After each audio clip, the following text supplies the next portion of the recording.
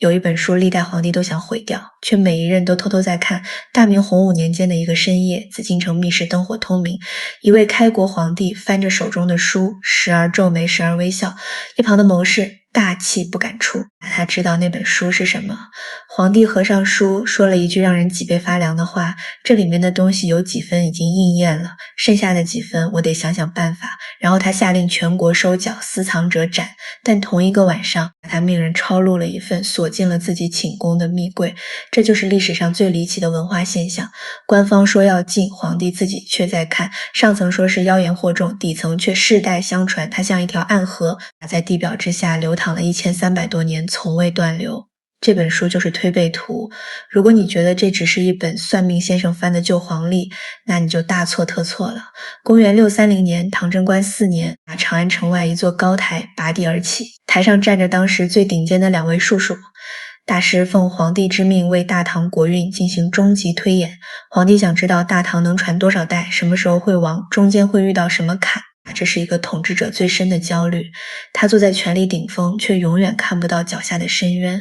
据说这一夜两人推演入了迷，从唐朝初年往后推了1代、2代、3代，整整推了60项。当其中一人准备推第61项时，另一人从背后推了他一把，说天机不可再泄，还是回去休息吧。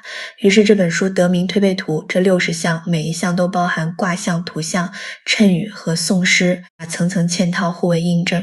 书一出，立刻轰动朝野。但皇帝不知道的是，这本书未来的命运比他推算的任何一项都要离奇。仅仅几百年后，它就成了中国历史上被禁次数最多、版本最混乱、真假最难辨的书，没有之一。要理解推背图，先要理解它的2位署名。作者一位是天文学家出身，擅长用数据和算法推算天机，另一位是相术，大家擅长通过面相和直觉捕捉命运纹路，一个左脑一个右脑，一阴一阳互相印证。第一位首先是个科学家，其次才是术士。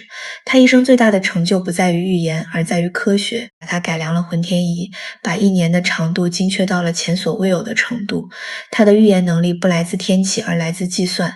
他相信天地万物都遵循某种规律，只要掌握足够数据和正确模型，就能推演未来轨迹。这跟现代气象学家预测天气、经济学家预测经济周期本质上没有区别。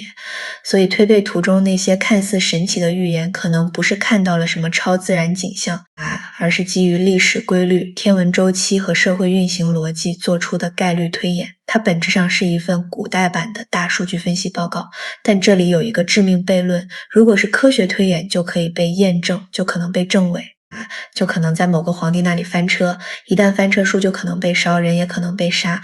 所以作者在书中用了大量隐喻、棋字和模糊表达，让每一项都可以被多种解释。这不是故弄玄虚，这是一种生存智慧。第二位作者更神秘，他的专长是相术。最著名的故事发生在一位未来女皇身上，当时她还是个婴儿，谎称是男孩。这位相术大师看了一眼，说如果是女子，她将来会做天下之主。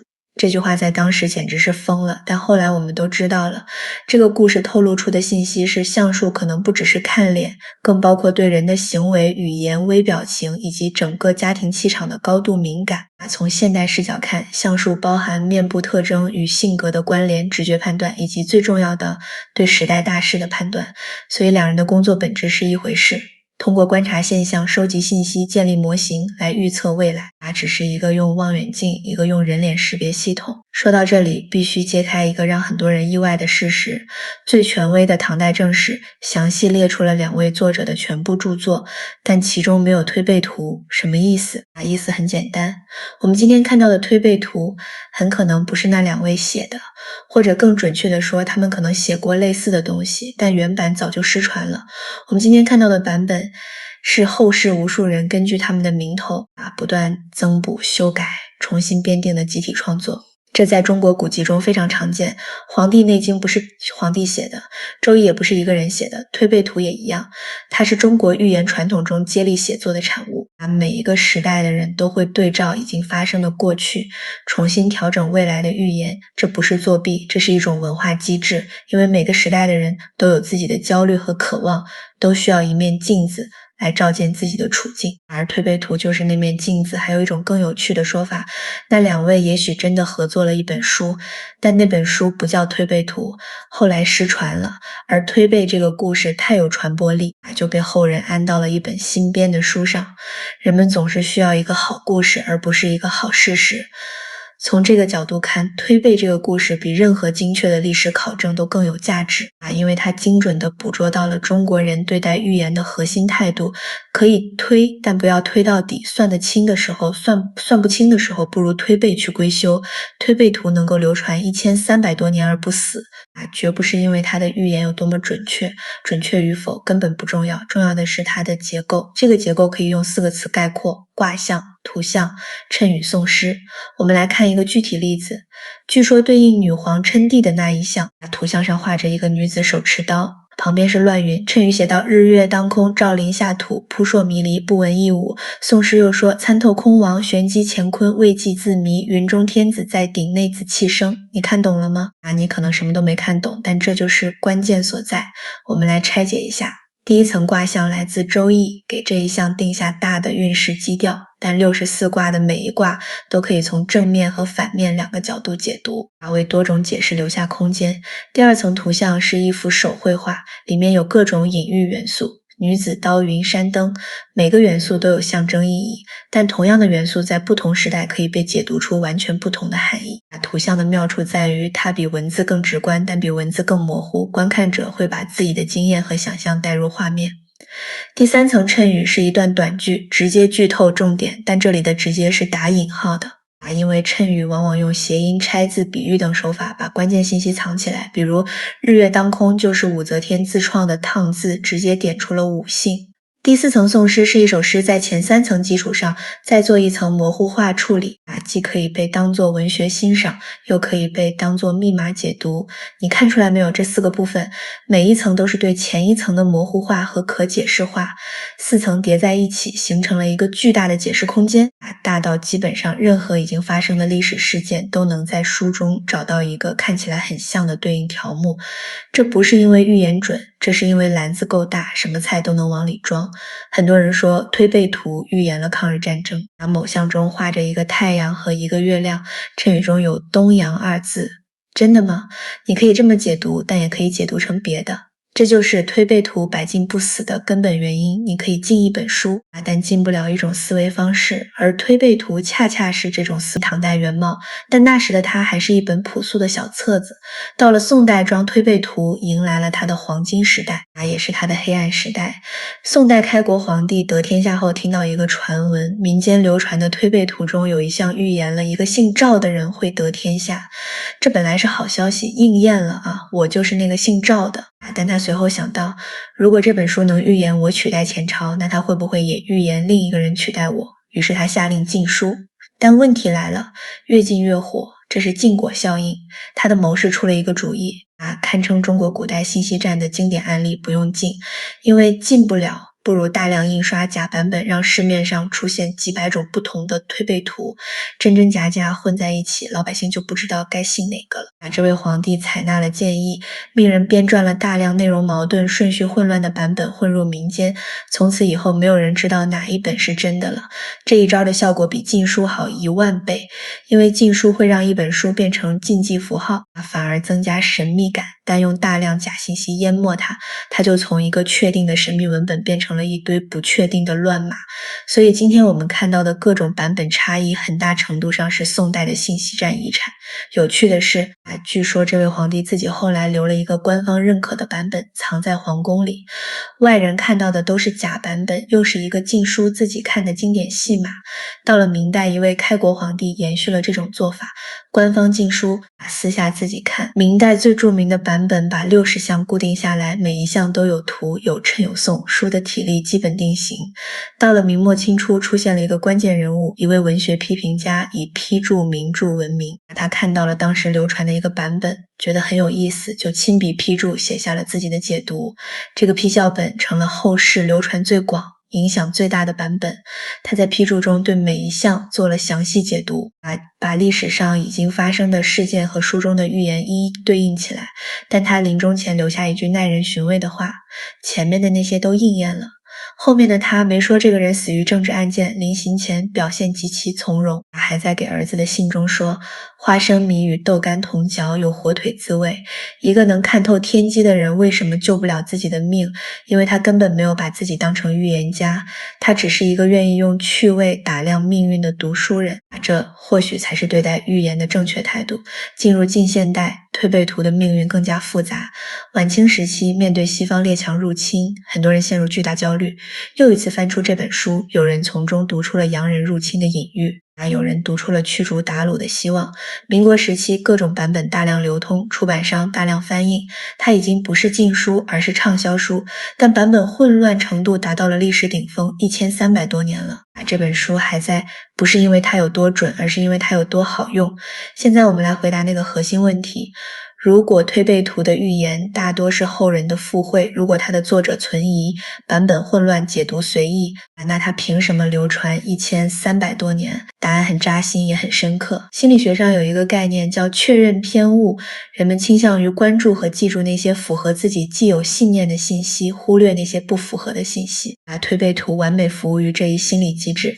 当你读到日月当空对应那位女皇时，你会觉得好准，但书中有没有从来没有应验的像？当然有，但你不会去记那些。这不是推背图的骗局，这是人类大脑的设定。还有一种更深层的心理机制，人们需要的不是真相，而是秩序感。未来是不确定的，不确定会引发焦虑。如果能找到一个框架，哪怕是模糊的框架，把不确定的未来框起来，焦虑就会减轻。推背图提供了这样一个框架，它告诉你未来虽然不可知，但它是有象的60象，每一项都有一个卦，一张图，一段谶，一首诗。这种结构化的呈现方式本身就具有安抚作用，它就像一张不完全正确但让人安心的地图。推背图真正的价值不在于预测了哪些具体事件，而在于它体现了中国传统文化对变化的理解。这种理解的核心是3个字：阴阳循环。周易64卦就是一个描述事物变化周期的系统。盛世之后必有乱世，乱世之后必有盛世。这种循环论不是为了让人认命，而是为了让人知命。知道周期是循环的，就不会在低谷时彻底绝望，也不会在高峰时狂妄自大。这是中国智慧的核心之一。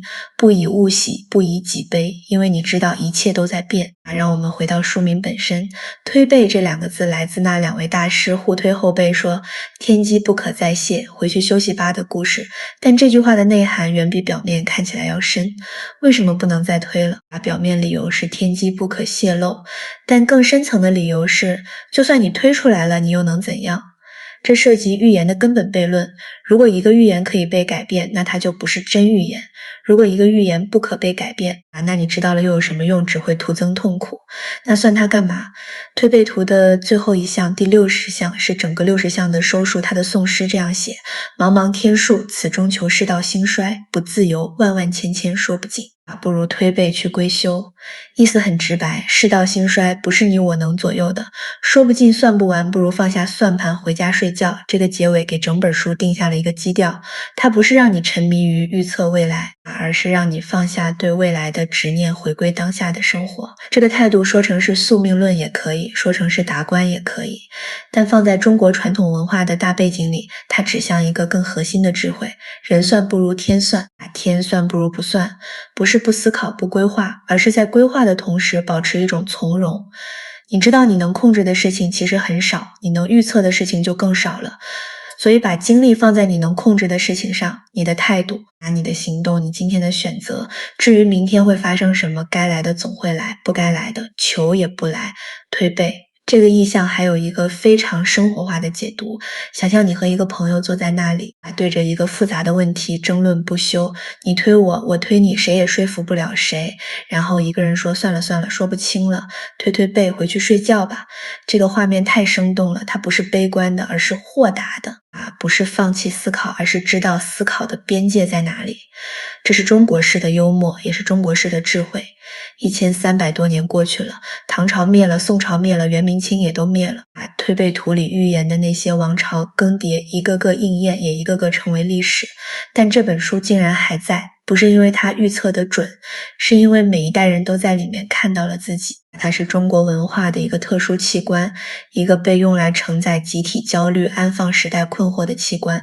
每当一个时代走到转折点，人们就会重新翻出推背图，试图从中找到答案，不是因为它真的有答案，而是因为问出这个问题本身就是一种面对不确定性的姿态。你今天读推背图可以抱着两种心态，一种是猎奇心态，想知道它到底预言了什么，应验了什么，准不准，这种心态没问题，作为消遣无伤大雅。但另一种心态可能更有价值，把它当做一面镜子，看看你自己在面对未知时的恐惧和渴望，看看你对秩序和确定性的依赖有多深。因为说到底，我们都像当年的那位皇帝，站在权力的顶峰或者人生的路口，总想知道接下来会发生什么。但推背图的最后一项告诉你，算不尽的。与其把精力花在预测未来上，不如花在经营当下上。未来只有一个，但当下有无数个。每一个当下你都拥有选择的权利，选择怎么想，选择怎么做，选择怎么活，这才是推背图留给现代人的真正遗产，不是预言，是态度。如果你觉得今天的内容对你有所触动，请订阅本频道，让我们在下一期内容里继续推开那些被时间尘封的智慧。